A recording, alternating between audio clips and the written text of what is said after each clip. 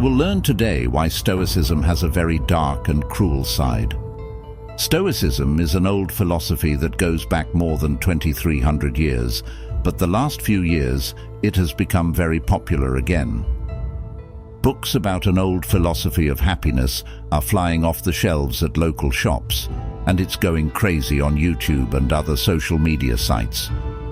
You can't get very far on Instagram before you run into good old Marcus Aurelius or one of his less quotable friends telling you to get your life together, control your passions, control yourself, and just be happy. That being said, there is a problem with these Stoicism books, self-help Instagram pages, and YouTube channels. Some of them don't give us a full idea of what Stoicism is. YouTube videos or social media posts can't help us understand something like Stoicism, and most of the time, the people who post this aren't pros to begin with. Their limited understanding can only give us one side of a philosophy that is very complicated, very varied, and can look very different based on the philosopher. And there are many places where Stoicism goes against what we think is right and wrong. There are some truly frightening aspects of Stoic teaching that we should not ignore. What I'm about to say is probably not going to be in a self-help book or a blog about daily life. I hope you won't find it there. It's from Seneca's 77th letter to Lucilius. Seneca writes about a person named Tullius Marcellinus in that letter, and it appears that good old Marcellinus has a disease. The disease couldn't be cured, but it lasted a long time and seems to be very bothersome. Seneca then tells us that Marcellinus started to think about committing suicide.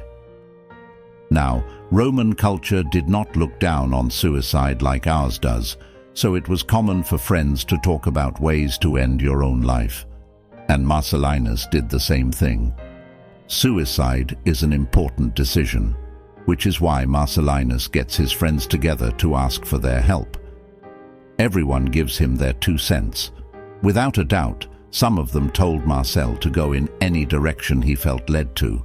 They're like friends who tell you to follow your heart. It looks like it's not very helpful.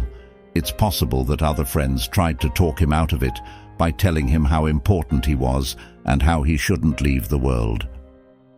Seneca only says that some of his friends told him nice things. Seneca then tells us that a Stoic friend spoke up. Seneca also says that this Stoic friend gives the best advice.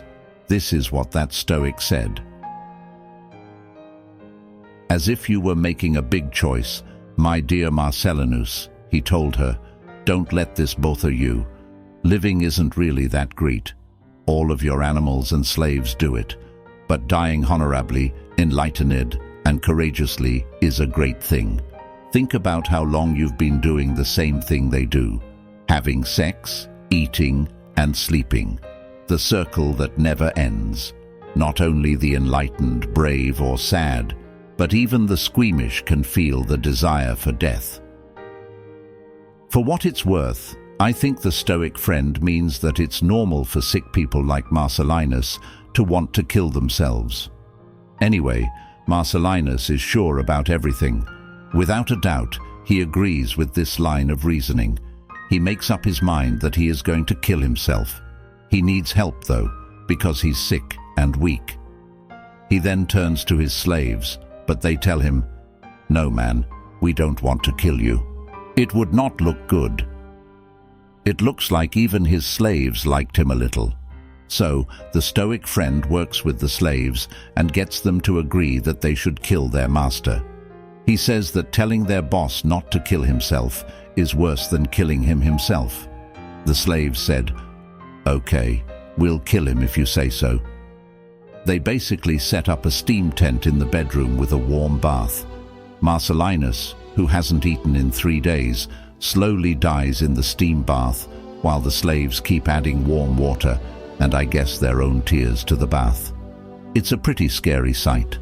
Seneca ends by telling Lucilius that this is an example, and that quote has reels how Robin Campbell summarizes Stoicism in the introduction to the Penguin edition of Seneca's letters.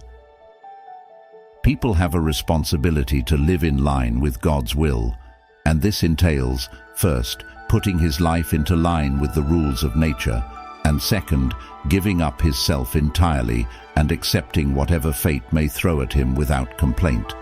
He can only find true, unwavering peace and happiness by living in this way and not putting too much value on things that can be taken away at any moment. In other words, Stoicism means taking away the value from everything in our lives, including life itself. It makes perfect sense. You must lower the value of things if you want to cut yourself off from fear, sadness, and loss. When you lose a penny, you aren't bothered by it because it is worth less, but you are bothered by the loss of a brand new iPhone because it is worth much more.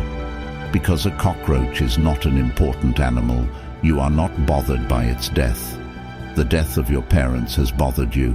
You must make everything a penny if you don't want to be bothered by anything. To make loss, fear, and death less painful, you must turn everything into a cockroach. You must take away the value of things. I personally think that things like money, things, a job, and even joys and creature comforts should have a small value.